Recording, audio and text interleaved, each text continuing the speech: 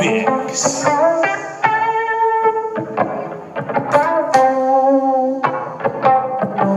you ready? Are you ready to get your fix? Are you ready? Are you ready to get your fix? Are you ready? Are you ready to get your fix? Are you ready? Are you ready to get your fix? Are you ready? Are you ready to get your fix? Are you ready to get your fix? With the Wicks here on this beautiful Wednesday. Hit the like and the share. If you're on YouTube, do hit that subscribe button. It would be much, much appreciated. Well, the draft is right around the corner. A lot of draft prospects are taking their visits to, well, the top 10 teams that currently hold the top 10 picks in this year's draft. Obviously, Kayvon Thibodeau has been visiting some teams. Aiden Hutchinson has been visiting some teams. Chris Olave. And there are also some draft prospects that are still going through their pro days.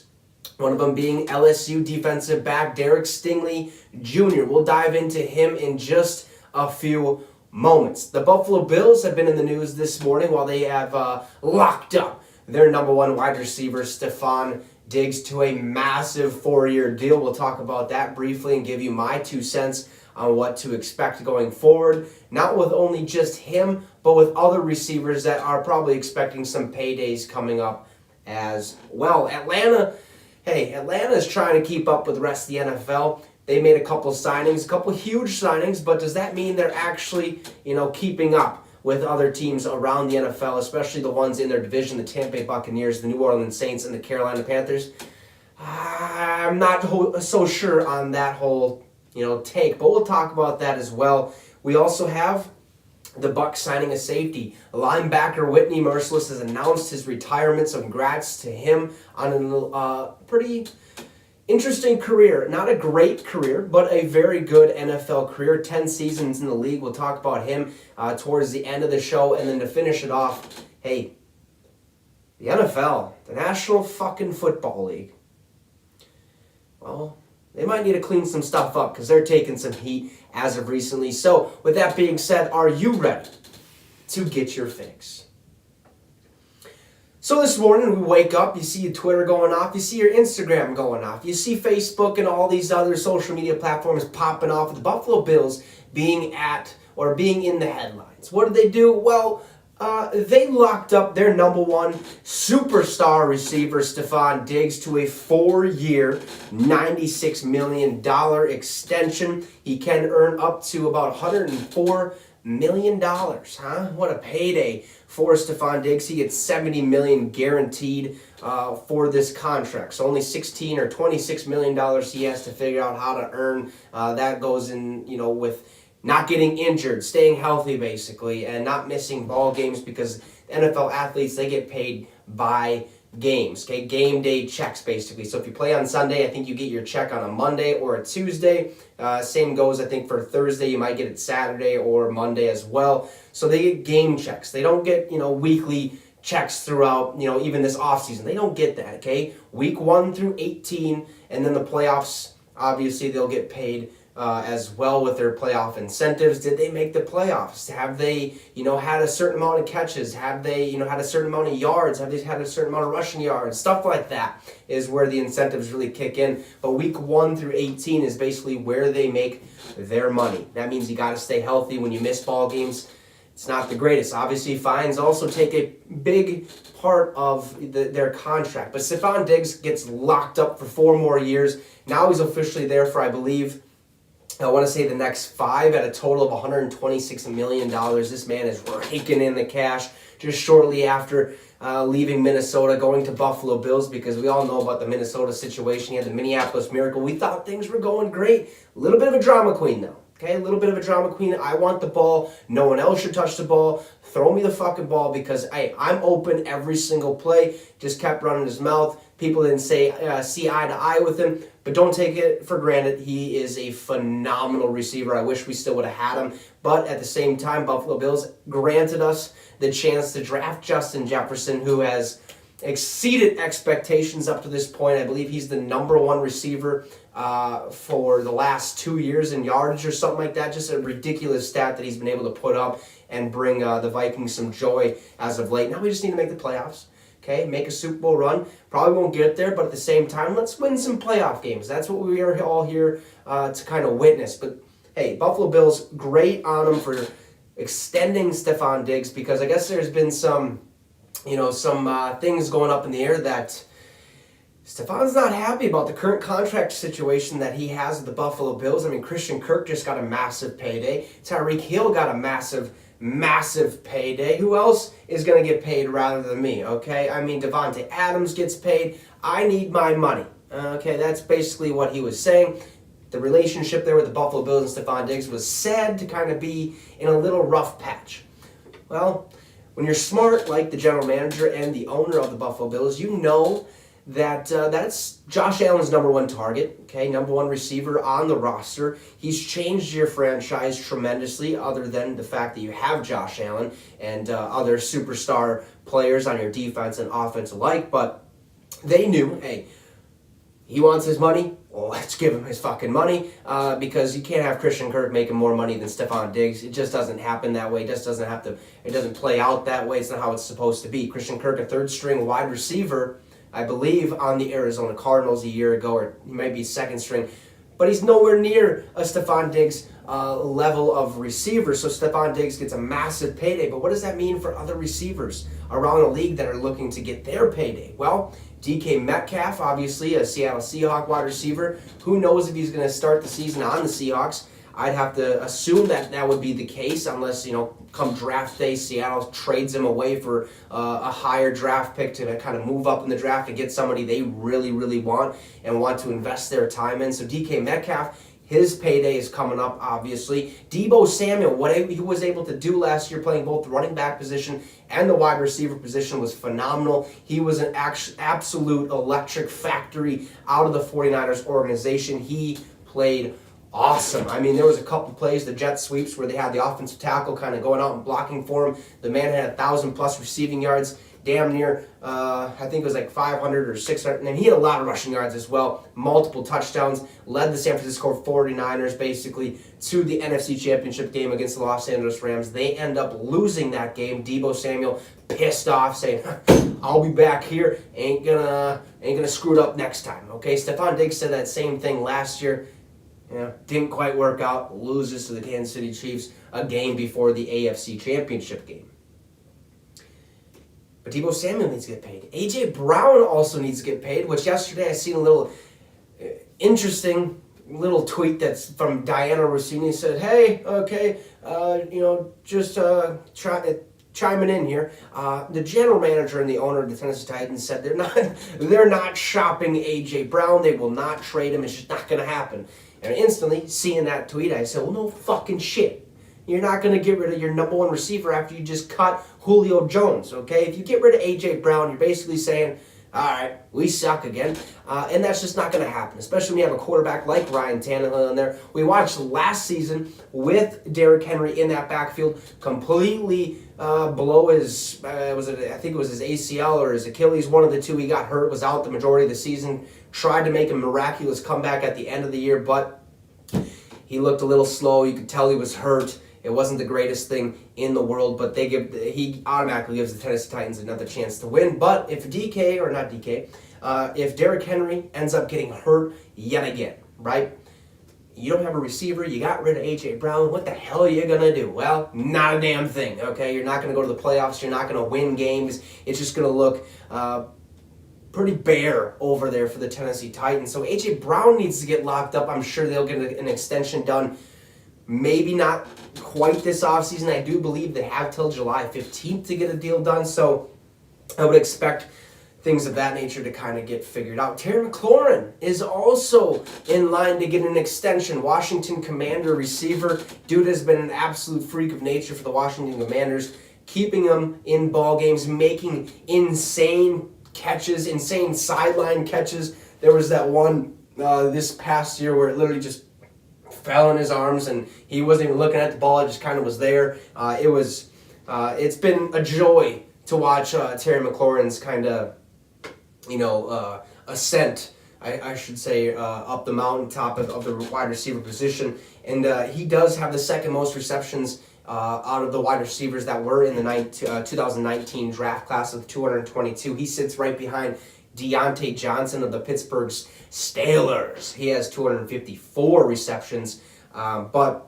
Deontay Johnson's also another guy that should get paid. So there's multiple receivers out on the market that need to get a big payday, and there's going to be more to come, especially with Stephon Diggs locking up that 4-year, and then get kicked out of the Bills organization and maybe go down to Dallas, play with his brother. Just ain't going to happen. I had a feeling that was never going to happen. Stephon Diggs is a Bill. That's where he belongs. That's where he's going to stay, and hopefully that's where he ends up retiring years down the road. So congrats once again to Stephon Diggs and the Buffalo Bills locking up their star receiver.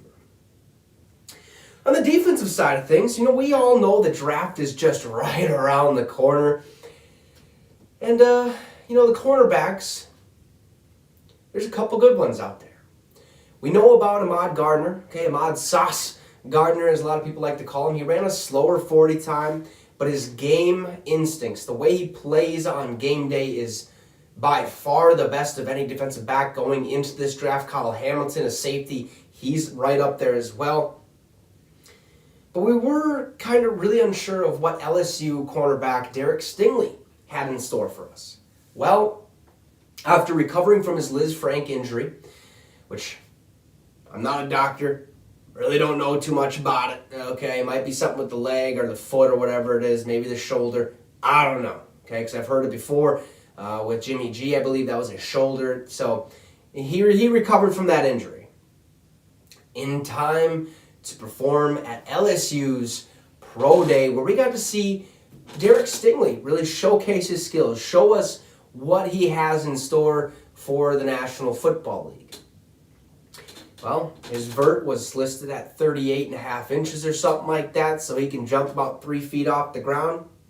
Pretty good, okay? Well, you can take that however you want. Most of the time, if you have over a 3-foot vert, like in the NBA, motherfucker can dunk, right? So 3-foot vert, probably pretty good if you're a defensive back. But the stat of the day, which kind of got me going, kind of like, whoa, okay, he's a dude. We need this guy. Let's get this guy in the building. Well, Derek Stingley ran an unofficial 4.37 40-yard dash at his pro day, which is lightning fast, folks. Okay, if you run a 4.4, you're fast as shit. Anything under that, you're really fast. But anything probably like 4.5, 4.6, you're still pretty fast. In the NFL, it could be on the, he's quick, okay, but he's not going to be, lightning quick speed like Tyreek Hill. But 4.37. Now, unofficial basically means there was a guy standing there. All right, ready? You go whenever, I'll hit start. All right, start. Stop, okay. 4.37, that's unofficial. An official time is when you have an electronic timing system where there's lasers like the scouting combine has, and when you pass the first laser or whatever, time starts. Okay, it's ticking. As soon as you pass that second laser at the 40-yard dash mark or whatever, 40-yard mark, that's your official time. It gets kind of figured out and seen how slow these guys' fucking clickers are. Okay, oh shit, he ran a slow 4.6. I don't know, we'll have to see the official time. But an unofficial time still means, hey, dude's fast, okay? He probably runs an official 4.4 time, maybe an official 4.45. That's still pretty fucking fast, if you ask me. And to be able to go up against NFL caliber receivers, or receivers that have already been in the league, veteran receivers like a Stephon Diggs, like a Terry McLaurin, DK Metcalf, all these superstar receivers, Devontae Adams, I mean, you have to be able to be quick on your feet, be fast as shit, be athletic as possible, and have the agility to really overcome any obstacle that was thrown in your way or that is going to be thrown in your way. You have to be strong. You have to have that strength. And I think Derek Stingley might be a guy. Now, one thing coming out of college that a lot of people have been saying about Stingley is that, hey, he's a really good corner. Okay, he's an NFL caliber corner, but he likes to he gives up some deep balls every now and then. So that kind of got me thinking, well, you got to do what you got to do. But you go to the NFL, right? You start in high school. I mean, that's raw talent, okay? You're really not learning too much. There's a couple coaches that kind of get under your ass and say, hey, this is what you need to do better, and you do that better, and all of a sudden you're a 3-star, 4-star, 5-star recruit. You think you got it all figured out, and then you go to the college game, and then you're like, oh, I really don't know nothing. Okay, we got to figure it out. We got to fine-tune a little bit of things, get the fundamentals down again. Let's see what we can ramp up and do. And then all of a sudden, bam, you're a first-round draft pick, top 10 draft pick, whatever the case may be. You get in the NFL, and you're like, okay, again, I don't know shit, and we got to figure this out. So you do that whole process again. I think Derek Stingley will be just fine. I think he will adapt very, very nicely, especially if he gets the right coaching tree around him. Like the Minnesota Vikings, okay, if we don't land Ahmad Sauce Gardner, which at this point in time doesn't seem like that might be a possibility because he's going in like the top 5, top 10 for sure. So the Vikings would probably have to trade up to get him. But Derek Stingley, I think, is another prospect that we got to keep our eyes on to potentially be a Minnesota Viking because I would like it. But if he does let up the deep ball, I don't want another Cam Dantzler situation. I don't think he's a good corner. Don't think he will ever be a good corner. I think he's an okay corner. He lets up way too many deep balls. He's not big enough, okay? Just plain and simply, he's not big enough. He kind of has that mentality where if he fucks up the first time, he's going to fuck up again, regardless of the situation. And he just has that, he gets down on himself. He's like, oh, man, I didn't do that right. Okay, and then he goes out there and he gets burned for fucking 50 yards and a touchdown. It's like, figure it out, man. So I don't want another one of those situations, but I think Derek Stingley, being that he's going to be a rookie this year in this draft and coming out of the draft, I think he has the potential to overcome that and really showcase his skills and be a dog in the National Football League, especially being the number 2 overall rated cornerback in this year's draft. I'm pumped for it. He ran a 4.37 40-yard dash unofficially, so you can expect it to be anywhere from the 4.37 mark to like the 4.45 mark, around there. He's a quick guy. Okay, he's a quick guy, might let up a couple passes every now and then, but that's teachable, that's fixable, and especially when the Vikings have a veteran that they brought back in the building for a year, Patrick Peterson, you have to expect that he's going to be able to teach Stingley to do some amazing things and really perfect his craft, if you will. So, hey, Derek Stingley had one hell of a pro day. I cannot wait to watch this man perform, whether that's on the Minnesota Vikings or another team that might select him in this year's draft. Another team, obviously, that, well, they lose Calvin Ridley because he started gambling, okay, after being out of the NFL the whole season for a non-injury related illness. Then they lose Matt Ryan to the Indianapolis Colts. He gets traded to the Colts. They bring in Marcus Mariota because, hey, why not? Let's give him another chance. We've seen him when he had to step into a game for Derek Carr. He looked pretty good. I think he still has what it takes. Former first-round draft pick. Can't remember if it was 1 or 2. I think it was number 2 overall. So, I mean, he might be a guy still. So let's bring him in the building. Well, Atlanta's still trying to keep up with the rest of the league, not looking so hot, but they end up signing linebacker Rashaan Evans, formerly of the Tennessee Titans last year, I believe, a young guy, a solid guy at the linebacker position. This is a big pickup, I believe, for the Atlanta Falcons, so good for them. And they also today signed offensive tackle Jermaine Ifedi. He was a Seattle Seahawk a year ago, a pretty good tackle, not a great tackle by any means, but I think if you put him in the right system with the right guys, he can do fantastic things. Now, is Atlanta the right system? Probably not, okay?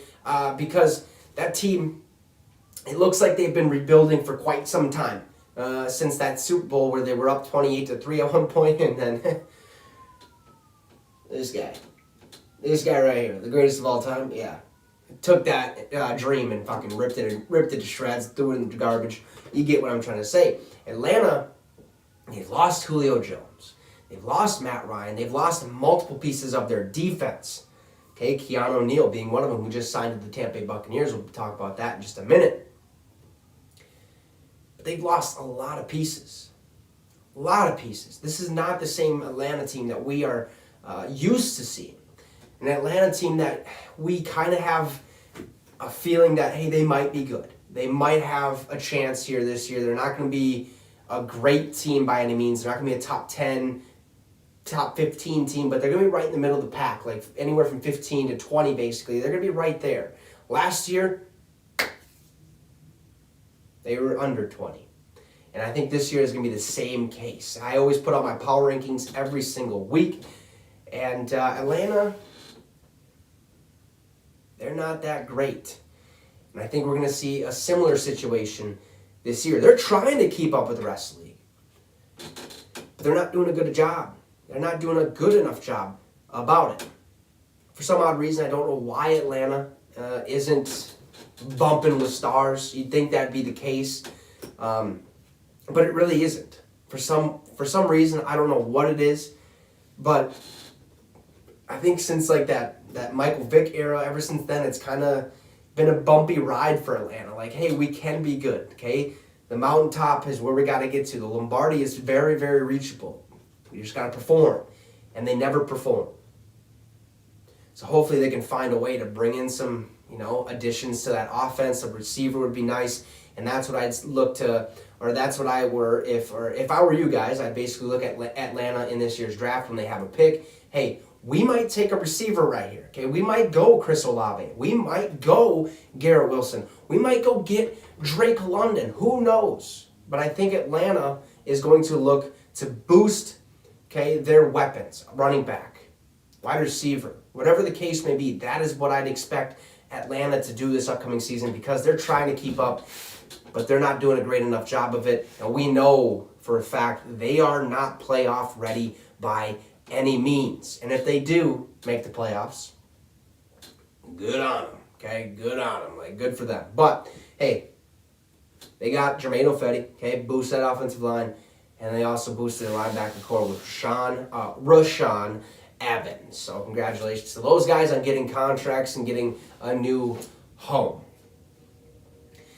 Speaking of linebackers, longtime vet, 10-year to be exact, Whitney Mercilus has announced his retirement after, obviously, like I said, 10 years in the National Football League. I believe he played with the Houston Texans for quite some time. Last year he was a Green Bay Packer. It seemed as if he might go one more season, but that is just not the case. He decided to take his cleats, tie the shoelaces, and hang them on a hook and say, I'm done.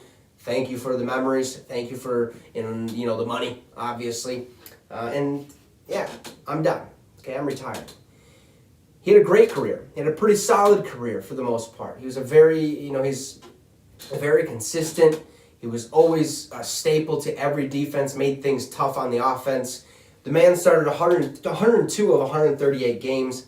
In his career, he had 2 interceptions, 7 pass deflections. He forced 13 fumbles, in which 9 of them he recovered, 58 sacks, 362 total tackles, 73 tackles for loss, and he hit the quarterback 117 times. So he was basically a pass rusher coming off the edge. I'm going to make you feel me, and if you don't feel me, well, you're probably not in the NFL, okay? So Whitney Mercilus, hey, congrats on an illustrious career, 10-year career. It was great to watch you play.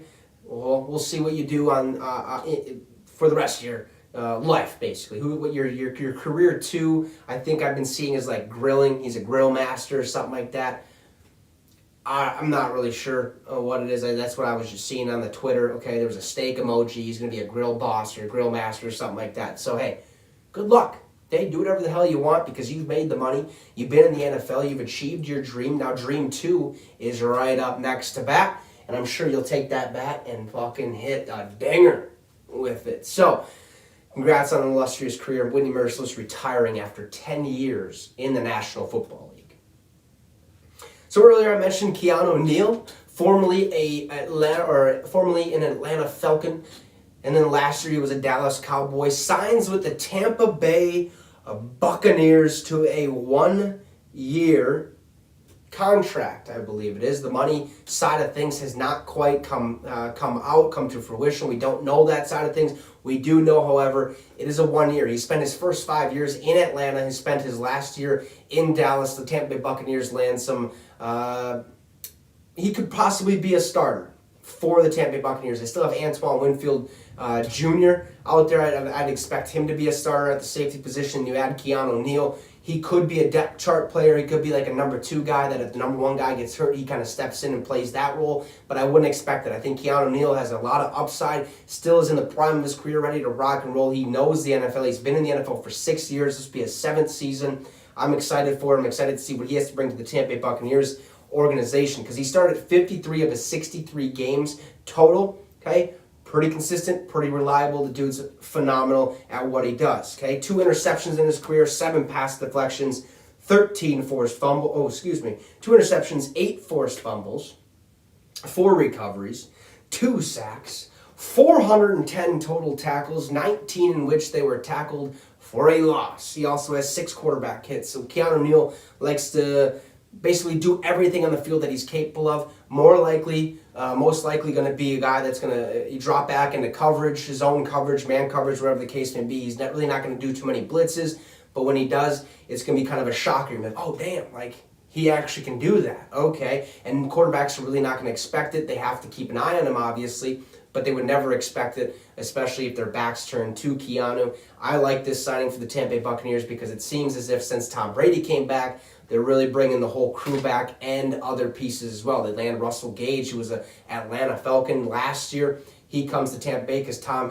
called him and said, hey, get your ass to Tampa, okay? We need you. All right, thanks. Hung up the phone. He's that Tampa Bay Buccaneer. Ryan Jensen, his center. Tom Brady said, hey, I'm on retire. I'm coming back. You coming back? I don't know, Tom. I don't know if I should. You fucking better. All right? We ain't doing this. Come back to the Bucs. Hangs up again. Now he's got to call Rob Gronkowski to get his ass back to the Tampa Bay Buccaneers because that would be fucking basically the icing on the cake. That's what they would need. That's what they want. They basically land but re-sign Leonard Fournette because he was a free agent. They bring him back. They brought back a lot of pieces that were once missing from that organization, from that team. I'm pumped to watch to see what Tom Brady can do. Maybe he gets his 8th ring unless the Vikings are knocking on his doorstep in the NFC Championship game, which would be awesome. And then in that case, hey, Skol, baby, Skol. Because I've seen this guy win 7. So I can deal with him not winning one. I can deal with these guys winning one, okay? Okay. Just so we make that clear. So they land a safety. And last but not least, we talked about the Commanders taking some heat, which ultimately led to the NFL taking some heat. The NFL has been, well, over the years, doing some fishy shit, basically. Whether that's workplace misconducts, whether that's ignoring videos that have been released about, beatings and, the Alvin Kamara situation, which we haven't heard a lick of since it happened, okay? We need to figure out that situation. The Ray Rice situation was handled not so good. I think they made the right decision ultimately in the end, but they should have never released that footage probably. That's probably a good start, even though we got to see what the hell happened to kind of make our own assumption on who this guy is and what his character is like. But I think ever since that situation, things have kind of been not so good, just a little fishy. Something seems sketchy here. Well, today I happened to read a little article, and I'll read you just a brief couple paragraph thing about that article because it's really interesting. The NFL is facing they're facing a major investigation, basically. So I read this little article. It's not that long. I'll just give you the piece of it right here. It says, Attorneys General for New York, Illinois, Washington, Oregon, Massachusetts, and Minnesota reportedly sent a letter to the NFL Commissioner Roger Goodell on yesterday, warning him that the league will face a major investigation if the alleged workplace harassment of women and minorities isn't addressed and corrected. According to the New York Times, the letter outlined the grave concerns the attorneys general have regarding the workplace culture of the NFL's front office, concerns that originated from a Times report that was published in February. In that report, over 30 female former NFL employees spoke to the Times about their treatment in the 8 years since the scandal surrounding the league's handling of the Ray Rice video, like I just mentioned. What they revealed was a culture that allegedly stifled and marginalized women, especially women of color, favored male employees and executives. The Commanders have been in the news for quite some time. First, we have the cheerleading scandal with their owner supposedly taking pictures, sending them out via email. That's what the investigation was about, basically, when they went through those 600,000 emails or whatever the case was. They ended up ultimately firing John Gruden for that situation. The rest of the information was kind of held away from the public. Nothing has been said since. Well, now there's words of being that, hey, they not only handle their workplace poorly, they're also keeping 2 books, apparently, which Washington has come out and said, yeah, we have not. That is not true by any means. Well, of course, if you're going to be doing that sort of stuff, you're going to come out right on top of things and say, yeah, no, that's not what we're doing here. We're doing things by the book. Actually, 2 books, but you get it. Their stadium's falling apart. The Deshaun Watson situation, who knows how long it'll take those civil cases to get figured out, which is being handled by the National Football League. We've seen it multiple times where the NFL kind of just turns their head and says, all right, it's not my business. We'll just keep on moving along, basically. But what this is telling me, so we're going to see the NFL probably, well, maybe, clean up their act a little bit. Okay? Probably go through every organization, hold meetings with owners and say, hey, figure it out. Okay? We don't need an investigation in the National Football League. Otherwise, we're screwed. Because, hey, sorry to say it, but these old whites that are in power, billionaires, don't give a fuck about any other situation, anything that's happened. All they care about is making money and making more of that money to help their own pocket. And with the allegations with the Washington Commanders being at the forefront of it, a lot of people are kind of skeptical on, hey, is this the only organization that's really doing some fuckery right now? Or is it a possible every organization kind of doing some fishy, some sketchy little stuff? And they want to get to the bottom of it. So they warned Roger Goodell, hey, get your boys in line, okay? Figure it out, otherwise investigation's coming and you can't stop it, whether you like it or not. So I'm pumped for that. I hope they figure it out. I hope we see the NFL get cleaned up, because this whole time we've been hearing about the integrity of the game is at the most importance of our organization. Okay, well then why was Brian Flores getting paid $100,000 to lose games? Why was Washington Stadium completely crumbling? Their owner sending emails about, these cheerleaders with pictures. Why are they keeping 2 books? Why are all these other situations happening? And you're trying to protect the integrity of the game. Seems a little fishy to me. Well, investigation might possibly be the only way to resolve it. Integrity of the game is very important. Throwing games might be a real possibility. So we'll see what happens, what comes from this. I doubt we'll hear another little peep out of it. I doubt we'll hear anything ever again about this. Probably just go on the wayside. We'll put our blinders on and just continue to move forward, because that is the NFL, the National Football League. That is what they do. But hey, as long as they're still around, I don't care, because I love football. I love covering. I love doing this. So, hey, that is all we have for you guys today on the show. Thank you so much for tuning in, whether that's on Facebook or on YouTube. If you're on Facebook, hit this like and hit the share. If you're on YouTube, hit the subscribe. Be much appreciated. Very much so. So have a great rest of your day. It's windy as shit out there, which I had no idea. I thought it was fine, but it's not. It's windy as shit. Enjoy the rest of your day. Do what you got to do. MLB The Show just came out. I'm going to be swinging my bat on there, striking some people out as well. I'm going to have fun. You too, you should as well. Have a great rest of your day. We'll be back here tomorrow at 6 p.m. Central Time, like always. And you just got your fix with the Wicks. Deuces, folks.